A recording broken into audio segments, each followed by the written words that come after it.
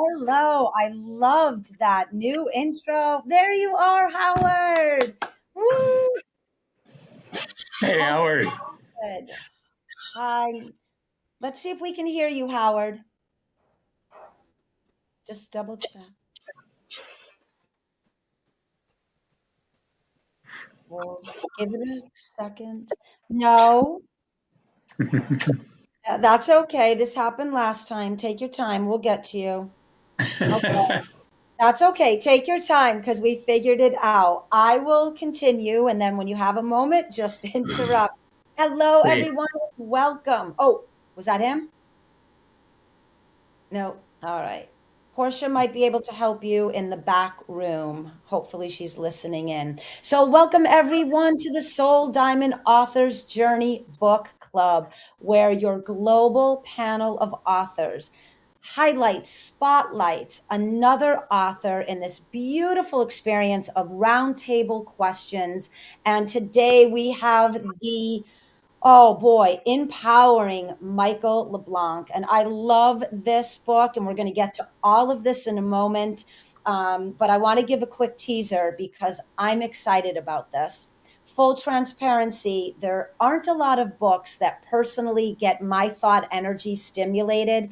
And I really, Michael, loved the way that you wrote and the way that you just expressed your own personal journey, but then also allowed the reader to feel that they too can experience this. I loved the book. And what I Thanks. really appreciated, you're welcome. So, Manifest a Better Life with God is the title. But what I loved is how you brought in the law of attraction. And this is something near and dear to my heart because it shows what I look at as old world knowledge and bringing it into this modern environment with what we may call the new sciences, but I believe it's just we're now tapping in right to human potentiality. So I really love the alchemy of how you wrote this book. And just to kind of support what I'm saying, on page 46 in chapter 6, you quoted Dr. Joe Dispenza. When you change your energy, you lift matter to a new mind, and your body vibrates at a faster frequency. And then you also brought in this quote, right? I love this. Therefore, I tell you, whatever you ask for in prayer, believe that you have received it and it will be yours. Mark 11:24. I loved this kind of bridge between the two. So thank you for that. I'm getting a little ahead, but I just wanted to open up excitement and energy. So welcome everyone. I'm Laura Brennan Ballet. I'm hosting today. We're giving a beautiful shout out to Miss Sinette, our consummate host who is living in South Africa and dealing with power outages. So I stepped in, and also heartfelt shout out to Portia Booker. She is behind the scenes allowing all of this to happen. So thank you, Portia. I'm an ICF, ACA accredited empowerment coach, author of The Science of Empowerment, thought energy specialist, and global speaker. Enough about me. Let's move to the panel. Christa, Buddy, Howard, and then we're going to let Michael spotlight his absolute beautiful book. Thank you so much, Laura. So, first of all, Laura, thank you for stepping in and agreeing to host this.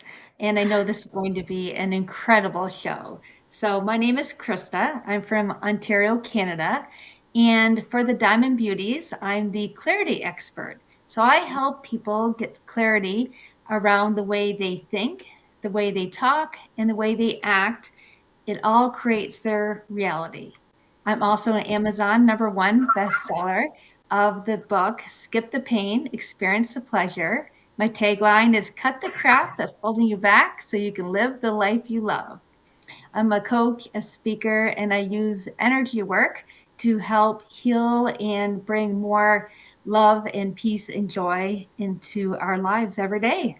So, Nice. can't wait to get into this. Thank you, Krista. Mr. Buddy C. Thornton. Well, thank you for the prompt, and it's hard to follow you, ladies, but I'll give it a shot, a real big try here. My name is Buddy Thornton. I'm a multiple international best-selling author. My Slippery Slope series has been purchased and read all over the world.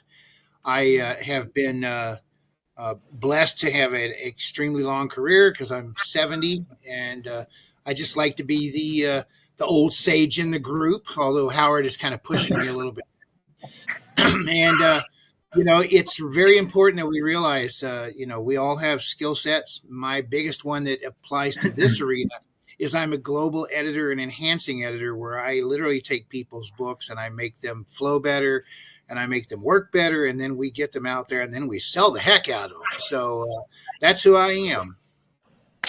Thank you, buddy. Thank you. Mr. Howard Brown. Can't hear you.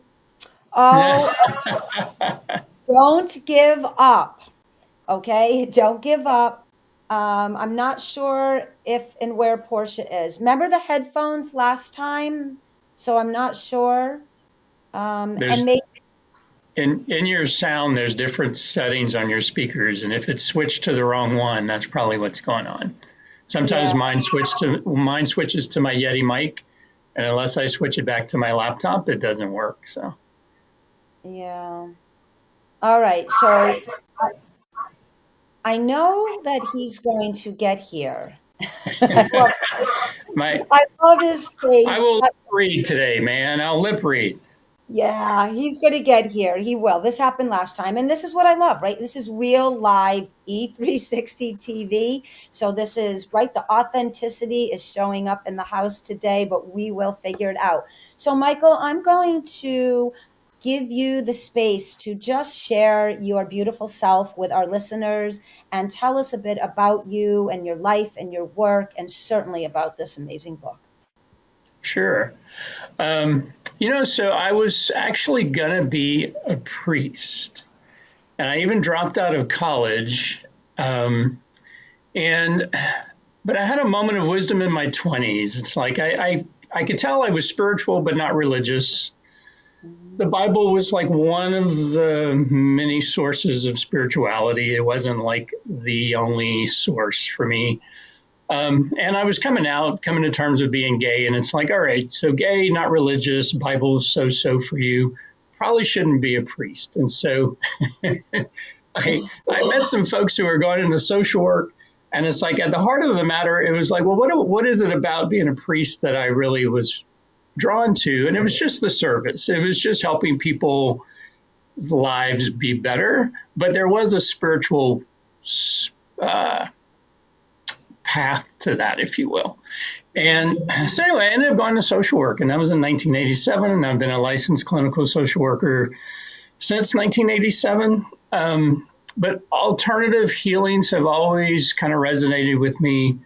Spirituality has always resonated with me. And so I've kind of always woven those things together. I had a whole career as a therapist and doing alternative healing and energy work and breath work and things like that. I did get burnt out. So I started a new career and got into the world of international consulting and training.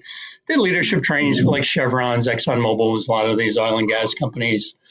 It got me around the world, traveled to like 30 different countries. And it was supposed to be a break. And next thing you know, it was a 20-something year career. But I really could tell at the end of the day, I got good at it, but it wasn't what I loved. And when I wrote Manifest a Better Life with God, my first book, it was I want to get back to what I love. And so at that time, spirituality, but metaphysics was really a passion. And so I wrote this book while I was still in corporate America, traveling around the world. And I actually wrote this book in cafes all over the world and on airplanes. And it's like wherever I could get a chance to write, I would write. And then I would say today, I have what I would call 4 lines of influence in the world. And so one is my books. I have 3 books of my own. The one we're talking about today, Manifest a Better Life with God, was an international Amazon bestseller. My other two are inspirational metaphysical books, the Divine Dirt series, but they feature my garden photography, spiritual writings, uplifting, personal growth, and it kind of blends them in. So it's a coffee table book. You open it up, there's imagery to uplift you, as well as inspirational shares and stories. So that's one of my lines of influence. I have workshops and stuff I train and teach off of my books. And then I still do corporate training for some of my corporate clients. I do one-on-one coaching, but I specialize in what I would call guided energy meditations. So it could be around whatever the topic, whatever you're trying to improve or heal. But I know for me personally, you got to get out of your head space and into your heart space. And so I guide people how to do that. And then from there, we do the work. And so that's a part of that. And then I have an online store where I feature my photography on gifts and pillows and mugs and T-shirts and that kind of stuff. So that's my other line of influence out there. So there you go. A little bit about me and what I do now. And so things that you're doing. I love the store. It's a place to go and have that inspiration. At any point, the coffee, like kind of coffee table books. I love that. And the photography. What beautiful creativity. And I really love how you expressed really like being good at what you do and having maybe even a great job, but not really truly aligned with your passion and calling and what that felt like to shift. But I'm sure we'll get through many questions. I do want to see if Howard is able to join us. Oh, no. No. We cannot hear you. I'm going to suggest maybe to message Portia in our group, and maybe she can help you from the back end. I'm not sure. I don't want to miss Howard on here. He always brings such a wealth of knowledge, and I love his questions, so I don't want to not have him be with us. So, and maybe come out and come back in. That's what I thought. Yeah. I'm not even sure, but I was going to suggest that next. Howard, can you hear us? So maybe go back out and log back in. Try it a couple times. You'll get here. Thank you. Thank you. We've exceeded my IT knowledge with that last comment. Me too. Me too. So I'm going to start with a question. Okay. Yeah. Yes. So you make mention right at the beginning of chapter 1. And I love chapter 1, God, why isn't it working? I'm sure at some point in all of our lives, we have certainly called up to the heavens and asked that question. You mentioned that you create by knowing and not by hoping. Yet many individuals, they really rely on hope when faced with challenges. So I'm wondering if you can maybe clarify and guide our listeners through this thought process. Sure. If you so a model I created is if you think of a believe line. So if we had a piece of paper and I drew a line across the middle, and let's just call that believe, right? And above that line is knowing, and then there's believing, and right below that line is hope. And then below hope is like wishing, and then below wishing is like doubt, and then you get further into despair, that kind of thing. So but it's really this. It's just like a thermometer. It's just this variation, right? And so for me, it's like hope to me is essential because I have moved away from probably feeling more victim, if you will, or despair, and I see a glimmer, if you will, of better. And so to me, that's an important part, but it's better if I know how to keep going. And so can I get myself to believing in what I'm after? And then can I even get myself more solid to really know it? And so for me, and my sense of just my own journey and stuff for the divine, it exists in a place of knowing, Like it makes no sense for me that the divine would believe or hope. To me, it's like, well, I'm hoping not, right? And so that there's this space of knowing, right? And then to me, it's the space of prayer answered, to call it a different way, or your dream fulfilled, whatever terminology you kind of want to put there. Quantum physics talks about it differently, right? The unified field, right? All potentials existed. There's different languages, right? So I don't know if that helps with that, but to me, it's like hope is very good. I much prefer feeling hopeful than I do despair, right? But it's a continuum, right? It's like, well, don't stop there. Keep going. No, I love that. Thank you. And that's so beautiful. Oh, we've got a reverb. Maybe Portia. Yeah, there she goes. So really, I did ask you to clarify that, and you did so beautifully. It is, I love that as a temperature gauge, right? And maybe almost even when we're really heated and there could be despair and anger and those lower level base, right? Fear or doubt and all that. And as we move up and knowing that hope is right there next to believe, and then believe is right there next to knowing. I think that's really a beautiful tool and technique and a visual that people listening can relate to. So thank you. Beautifully answered. Yeah. Yeah. I'm going to just for a moment see if we've got Howard. No. Okay, we have to laugh because you can't give up, Howard.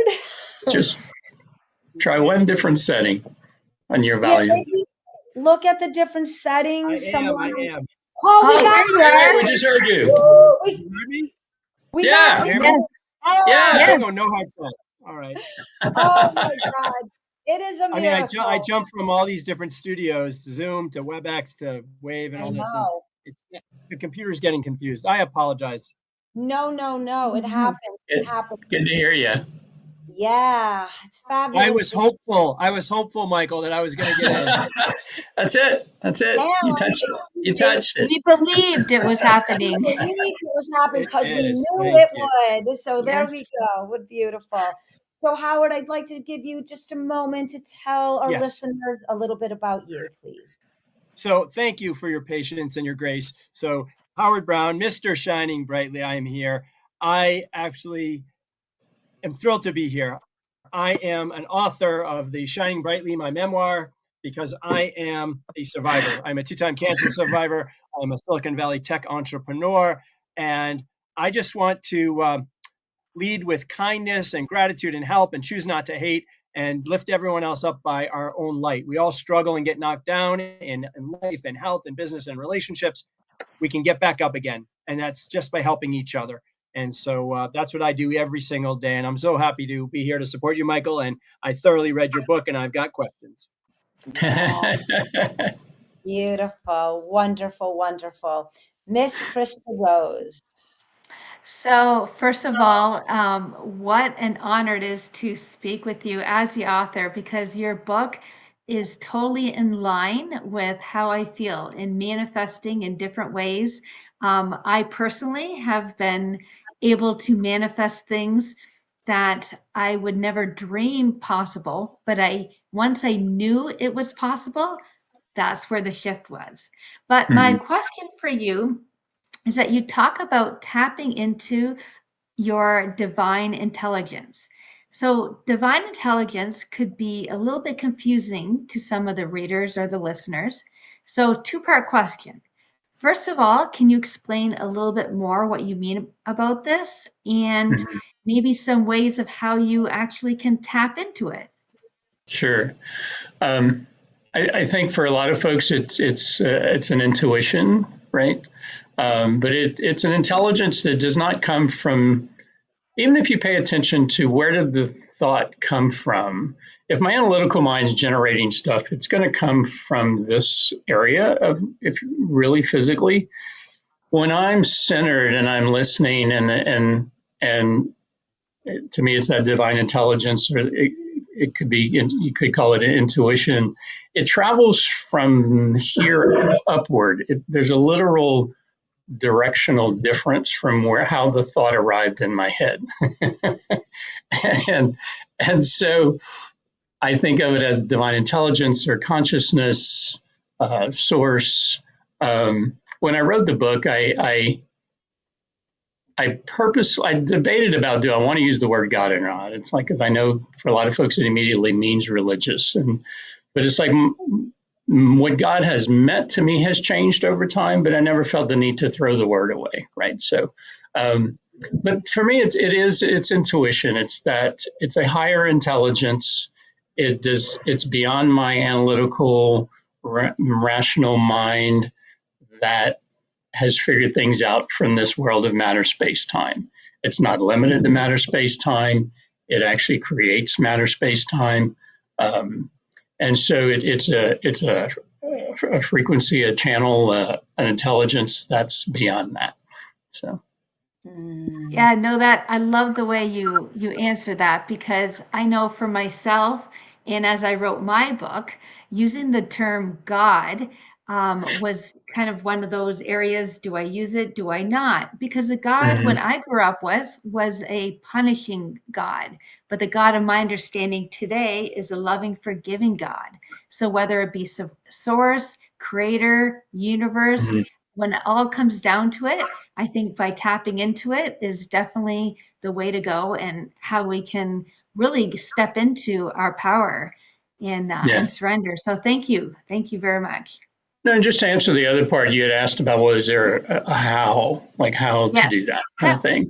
And to me, really, my simplest is the use of your breath, and you're focusing on your heart space and your heart center.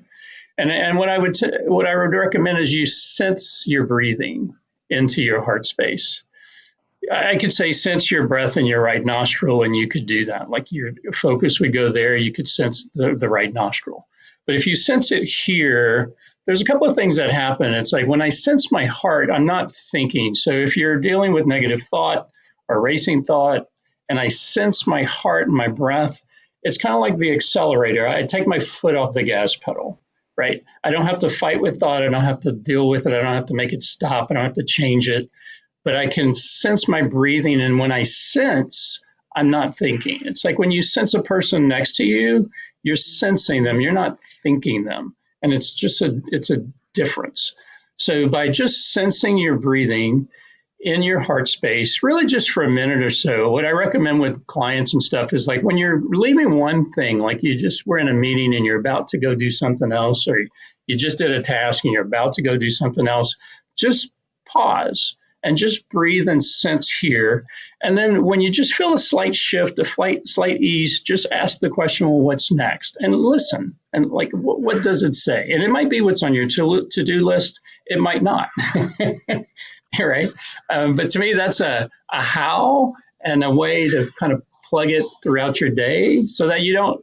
A lot of people live their day as a run-on sentence, like there's no punctuation whatsoever, right? And so it's like, well, here's a comma, here's a pause, right? Just so you're not so on empty at the end of the day, and it kind of keeps me tuned into that guidance. That's fantastic. And I hope people take a pen and paper. We got feedback. And I think the key note there that I got was take a pause.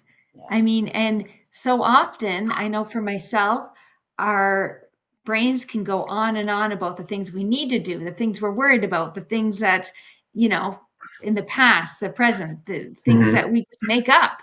And so to pause that thinking and focusing on something, like you said, that was an excellent tip. So thank you so much, because I know so many of us can use that. I know I'll start using that, focusing my breath and definitely my heart center. So thank you, Michael. Yeah.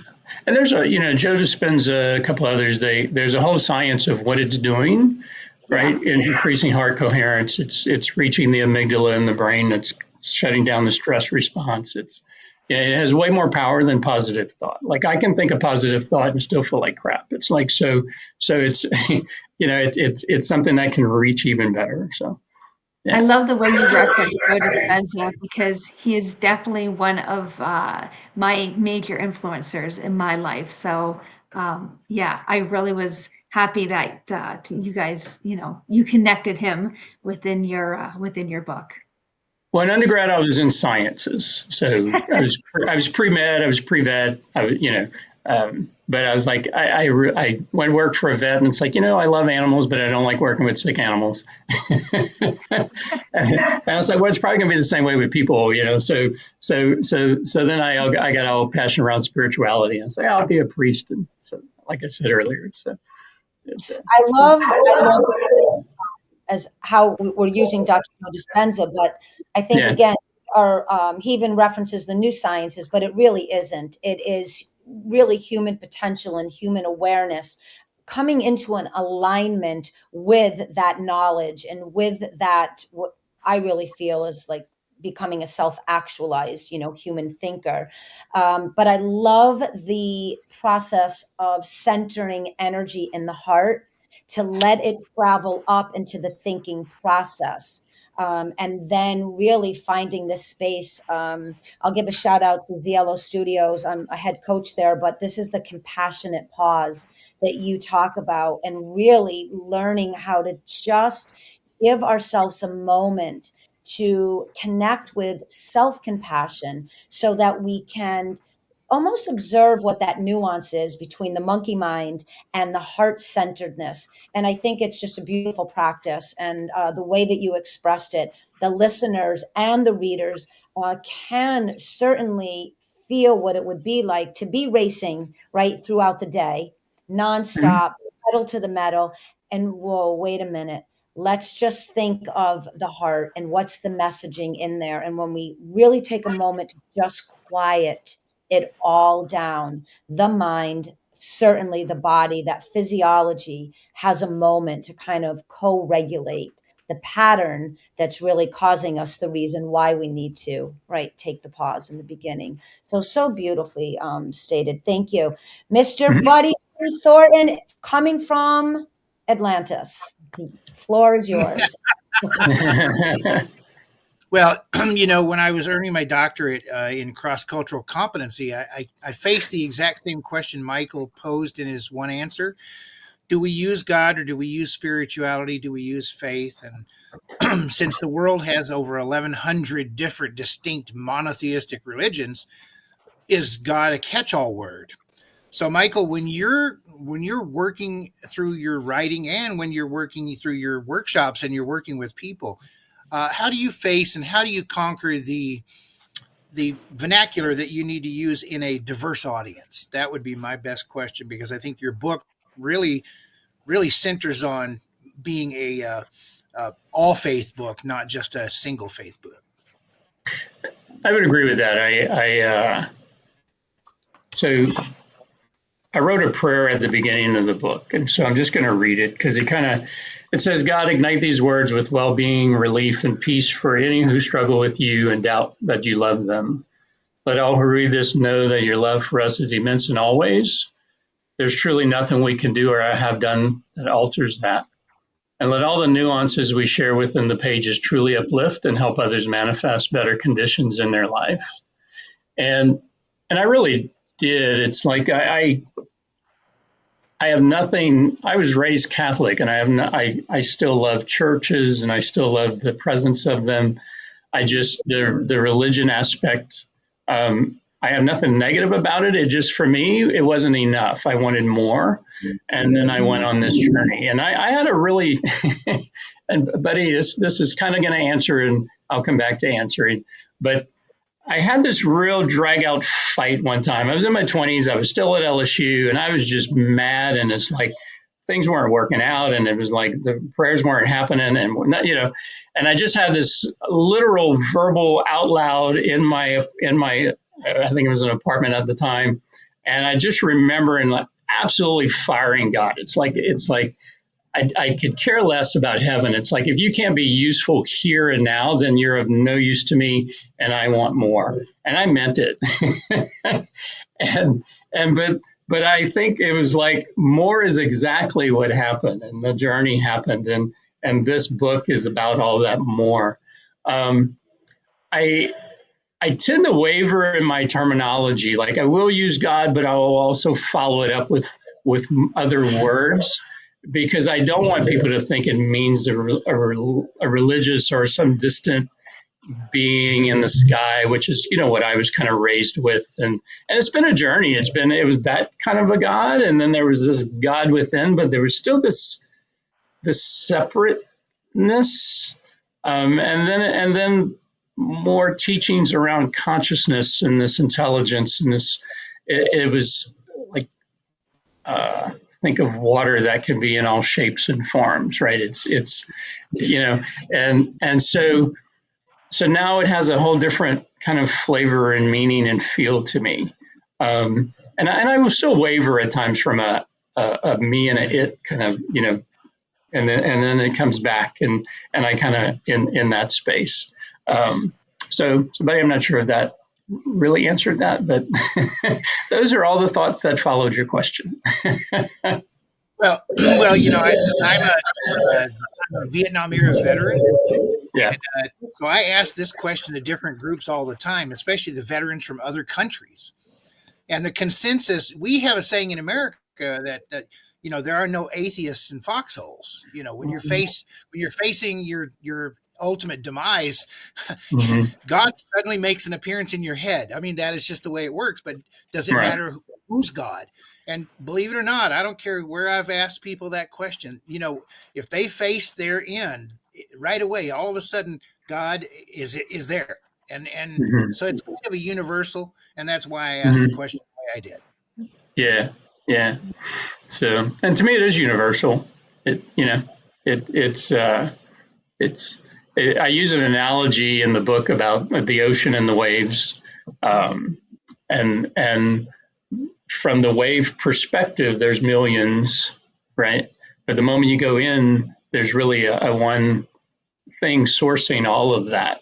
But and all waves are different sizes and shapes, and it's kind of like diversity and abundance is the name of the game. Like it was never meant to not be that.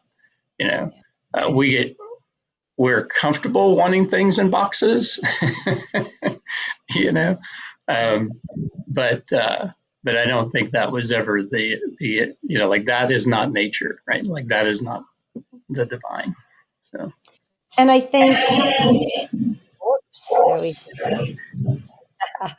um, we don't want to go into theology and right and all of what we could go into with this Yeah. conversation. But Michael, I really love how you just expressed all that. And I have found with this panel, it isn't that we dishonor any religion, any faith, um, any belief system. We are embracing it all. And as authors, we really want the message of that diversity, of that unity of faith, and knowing that there is a higher vibration, frequency, force, and Mm-hmm. however individually choose to look at it. I think if we just respect each other, we still know that at the end of the day, we are all embracing the same life force in one another. And Mm-hmm. then we all are starting to really understand on an intellectual level that there is something beyond, right? Just the human condition. And we are starting to learn through various channels that there is science, and then there is alchemy, and there is manifestation, and there is religion, and there is a power in the world that really we can hold on to. And Buddy, my dad's an ex-Marine, and it's ironic, I guess, in one way. My father had said the same thing when I was little, and as we've talked over decades, that there is this commonality of faith or prayer when you are in situations like that. There's something built into the humanness that we know there is something. And for those of us that aren't quite sure, this is the beauty of this Soul Diamond Authors Journey Book Club and having this panel and spotlighting an author such as yourself, it really does expand new perspectives, and it really does elevate our thought processes around how can we look at how we view God, but certainly how we use the law of attraction, knowledge, information to really create a better life. So beautiful question and answer. Thank you, Buddy and Michael. Mr. Howard Brown, shine brightly, please. Thank you, Michael. Sorry to pop in and out, but I think I'm here now to stay. I want to tell you that being my journey of being a stage 4 cancer patient twice. Some people get very religious. Some people they really dig and they lean into God. Others lean into meditation and prayer, and it takes all sorts and all forms and things like that. I wanted to actually ask you a question of what when you wrote this book, what was intentional? Was this for you? Or was this actually to share with the world to actually help others? That's the first question. And then the second question is that I think that we're all trying to actually just live a life of with values. And in today's world, I'm very frustrated because I think some of those values in the digital world have kind of been thrown out the door. But I'm holding, and I think you are holding, and we're clinging on to them. But I want to know if what you wrote applies to the younger generations. Easy question. Yeah. No, so question one, though, is about did I write the book for me, if you will, or did I write it for others kind of thing? So first off, I never dreamed about being an author. It wasn't something I always wanted to do. I had no desire to be an author. like that was never on the list of what does Michael want to do or be. I was trying to leave corporate America, and I didn't really want to go back into therapy, but I knew I wanted to do something else, but still in the personal growth, healing, energy, spirituality world. And so I hired a coach for myself, and it was just a conversation of, hey, have you ever thought about writing a book? And then I thought about, now you have the question, so now you think about writing a book. So that's how that happened. But what I was going to write was 10 reasons why law of attraction doesn't work and what to do about it. And that was the book I planned on writing. And so I hired Joe Vitale. He's written, 30 books or so. He had an authorship program and he had a coach of his. And so I worked with that person and Joe had tons of videos to kind of tutor you in writing your book. And so that's how this book happened. But the process was I really would go into prayer and meditation. I would get out of my head, I would get into my heart, and I would get quiet, and I do a process called centering prayer that I talk about in the book. And then I would write. And Joe's his best advice to me was just write, don't edit. He goes, because the moment you start editing, you'll screw up the flow. And so it's harder than it sounds, but I would go into meditation and prayer and get quiet, and I would just let myself write. And the book I planned on writing never happened, and this book happened. And so I really wrote it because it happened. I guess I probably wrote it more for me and just expressing how it all had come together, what spirituality, what God meant, where things were, but also in hopes, though, that it would help others who had been hurt by God or church or religion, and help soothe that. You didn't have to get rid of God, you just could kind of heal some of those hurts. But because I love metaphysics, it's applying this stuff I've manifested too many things. I've even manifested getting fired from corporate America, exactly how I wanted to be fired. So I wanted to be fired. I wanted to be kept on as a contractor. I wanted a severance package, and that's exactly what happened. So anyway, so that's kind of how the book kind of came to be. It wasn't a plan to write that. It's just what happened when I would go and start writing is this book. and it became a two-parter. So part one is really just about our relationship to this God consciousness and the oneness of that. And then the second part is, well, how do I apply that and use that and relate to that to manifest things in my world? Like, how does that work? And so that's kind of how that happened. And I'm going to need you to help me go back to your second question. So first of all, thank you for answering that. Yeah. Because everybody who's watching this or will watch this has a story within them. And it can be for yourself. And how you listen, I recorded 158 Zoom interviews. That's how I got my book. That's how I describe my memoir of my life. There's no right or wrong answer. It was a beautiful answer because it was your answer. Yeah. And then the question is that now that it is out there, I wanted to know how it applies to the younger generation, this digital generation. I'm a little frustrated with the world. There's a lot of choosing, hatefulness, and there's a lot of, in the digital world that we live in, there's bullying and there's a lot of negativity. And it's just, I'm worried. I'm worried about the next generation. Maybe I shouldn't be so worried, but as a dad, I am. And so you put it out there. I want to know if this would should appeal to anyone. It would appeal to anyone who's kind of wanting more spiritually, and that's not going to matter the age, right? But the wanting more, because that's what, like, my spirituality grew from books. It grew from reading the Ernest Holmes and the Neville Goddards and the Course in Miracles and all these very metaphysical kind of, and Shakti Gawain was like the first person to write on visualization, and she came to Austin, and I lived in Austin and got to go see her. It was like that. So to me, and I was in my 20s when I got passionate about this stuff, right? It was like, as a teen, I just was doing what I was supposed to do as a Catholic, and you just go to church, but then when I got into my own space was when it kind of happened. So I think it's not so much an age thing, but it is a within you, you're wanting, like, there's some very young people who come to Joe Dispenza's intensive retreats.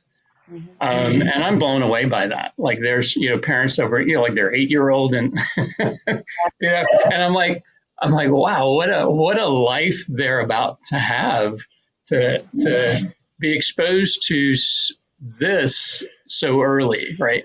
So I think it's more of, a teenager could easily resonate with the book if that's kind of where they happen. Well, my answer is yes, because we're coming out of the pandemic. The number one thing out of the pandemic was really isolation and loneliness that led to wanting something deeper and more. And I do think it's very applicable. So I'm answering now for you. I want to hear your answer first. That it's very applicable to anyone who's willing to embrace it. So thank you. Yeah. And again, it's the willingness, right? It's the individuality. What is the home life like? Where is the value system? Are we valuing unlimited, thinking? Are we valuing heart-centeredness? No matter how we do it, whether we're doing it through church or through prayer or through community groups. And I think I'm starting to, do a lot of work with youth.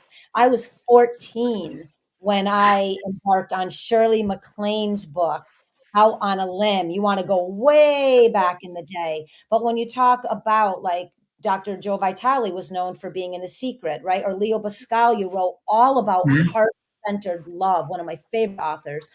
And you also referenced Dr. Wayne Dyer, and he was, to me, walking magic. He understood how to take that God energy and apply it so that no one felt left out. We all felt included. And I really think, Michael, you really have done that in the way that you've shared this spotlight today.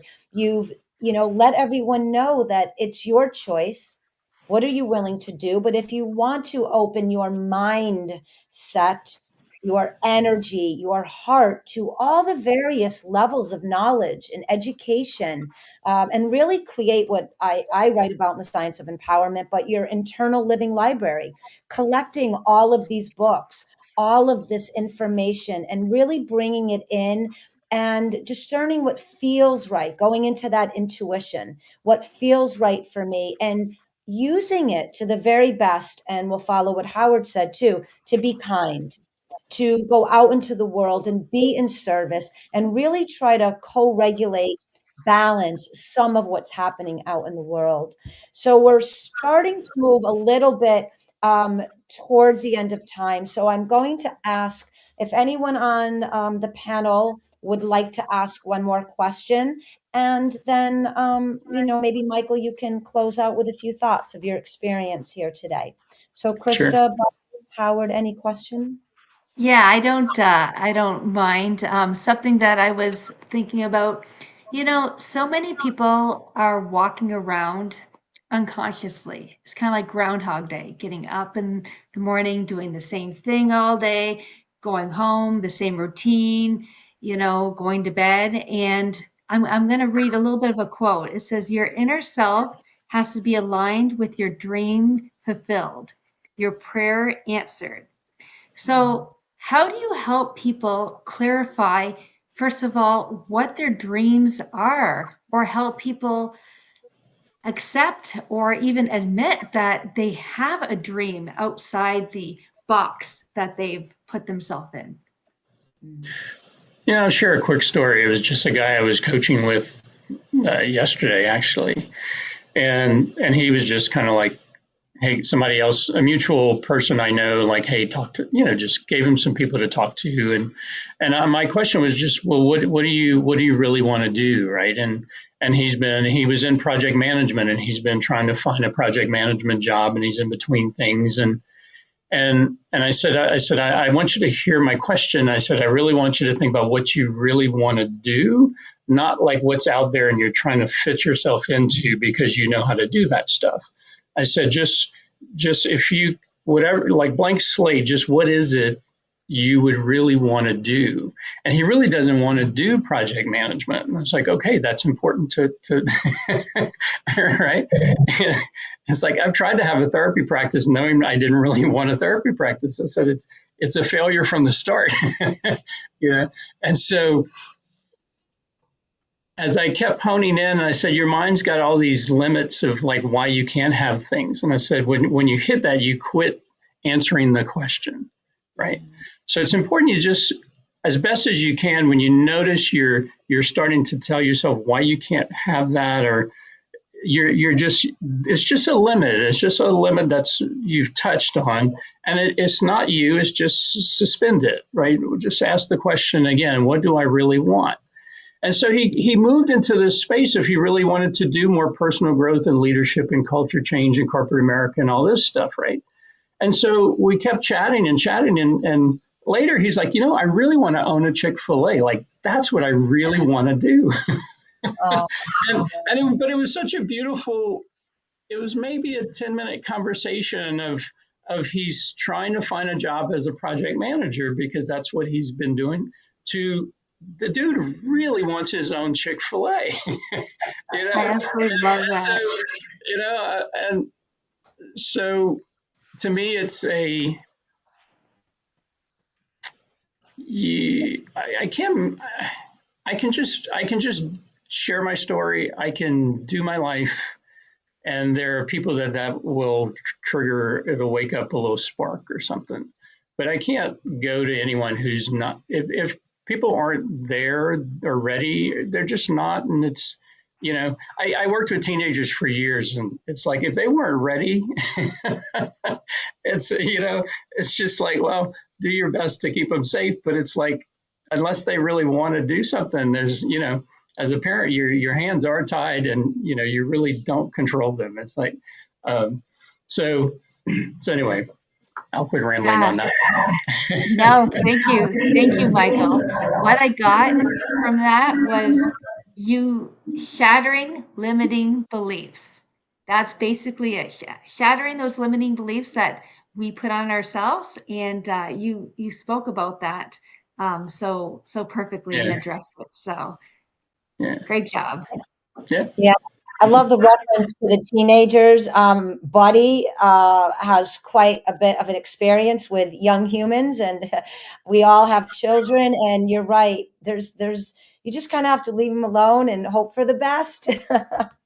Buddy, would you like to ask the last question? Do you have anything that you would like to ask? Yeah, and just to expand on what you just said, I find the most incredible time in anyone's life the space between 12 and about 17, because that's when kids learn abstract thinking and they start to actually find out where they fit in the world. And like Michael said, I mean, when they're lost and they're not ready, you can't push them because you can't control them. But in reality, can we really control anybody? So, in the vein of that, Michael, when you are looking at the total sum of your book, and I see it as an inspirational book to be yourself and accept your choices, and then be ready to pivot if you find out your choices aren't ideal, but never give up on yourself. I see that as an inspirational book, and it's powerful. So, kind of give us your thoughts on that. Um, it was meant to definitely be inspirational. It was meant to be healing from just there is an intelligence in the love, and there is it has never judged, and just it cannot do such a thing. Right. and so part of the book was just to soothe that in some way. And I was fortunate. I was raised Catholic, but I was never raised religious. And so, like, when I came out as a gay man, and my dad was a miner and he worked on a farm, and I grew up in rural Louisiana, and he was a captain of his football team, and he boxed in high school. And now I'm having this conversation and I'm telling him I'm dating men. It was like, this was a terrifying moment for me, and at the end of that conversation, it was like, I told him, I said, I don't need you to like any of this. I just don't want you to treat me different, because we were close. We just had we just got along. And when I got up to leave, he grabbed my wrist and he pulled me in my lap. Now, when he grabbed my wrist, I thought, oh, fuck, he's going to hit me. and he just pulled me in my lap and he just held me. And it was his way of like, you never need to worry about us. Right. And it was just so that part of the book is just, there's this love, and it doesn't stop. It's like a kink in a hose. Even though there's a kink, the water's still right there. As long as the moment you let the kink out, it's going to flow. The other part, though, was I do believe we can deliberately, what we call, manifest with the divine. And it isn't me causing anything. It's me working with this intelligence that has already agreed. It's like I have a choice. There's numerous thoughts you can ponder all day long. And I can ponder thoughts that equal my prayer is answered and being lived well. And I can ponder thoughts that equal my prayer is unanswered, just to put it in that framework. Most of the time, we spend our time thinking about our prayer unanswered, and we get upset that it's not answered. And so it's more work to deliberately reach for thoughts that equal not just my prayer answered, but lived and enjoyed. What is that conversation? What are those thoughts? What does that even sound like, look like? What does that self-talk look like? If you had that self-talk all day long, what would go on for you, right? And so my book is really about how do I use my emotions to help me know if I'm aligned. And then there's nuances and tips on how do I more deliberately, if there's something I'm really wanting in my life, join or be with my true self to help bring that about. So Beautiful. I do like the way I anchor on a passage from Thessalonians. It's a long prayer type passage, but at the end it says, "God gave me nothing that I asked for, but He gave me everything I hoped for." And that's the way I kind of manifest my faith. And so I just wanted to hear what your thoughts were. And that was a beautiful way of putting it. Yes. Thank you. Yeah, So I push that a little bit. like I believe I can really be a little bit more deliberate about it and more deliberate with God and be more specific. And again, it's there's so many nuances, and I know I don't like that matter to this answer, right? Versus the words I'm saying. But I think we have way more influence on what we can have in our life than we realize. So it's more than just what I hoped for, is kind of thing. It's just a language thing on the words. I think there's stronger words we can use. And I'm gonna say one thing, because it comes up a lot about manifesting, and that was, where does action come to play, right? And it's like, when I wanted to write a book, it's like I had to write the book, like, I didn't wake up and it was written, right? So there are times, but to me, it's inspired action. Like my other books, my online store, all that was inspired. Like I just had the inspiration to write some inspirational pieces, share it with my garden photography, share it on social media. A year later, that turns into an inspirational coffee table book. But it was all like, I can make myself do things, and I can follow divine inspiration to do things. And it feels different, and the outcome's totally different. But outwardly, they both look like action. beautiful. I'm going to interrupt, but with all my heart-centered energy, as we're closing in right at the end of the session, this episode. Thank you to E360 TV, Portia, Sinette, we miss you. Michael, what an empowering, elevating, inspirational episode with you. I think you just shared, you want to talk about wisdom, insight, golden nuggets. It's all right there. I think I'll speak for the panel, the questions, the answers, the dialogue, and what this listening audience is really going to gain from this episode. So please share with everyone, because there's so much there to really manifest a better life with that, what you shared with us today. So thank you. If everyone would be so kind, if you have your shades, Michael, did you bring your shades with you? I'm going to hope that I didn't know about bringing shades. We're shining the spotlight on you. Yeah, spotlight's on you, Michael. This is from Sinette to you, her song, her shades. So thank you for joining us so much.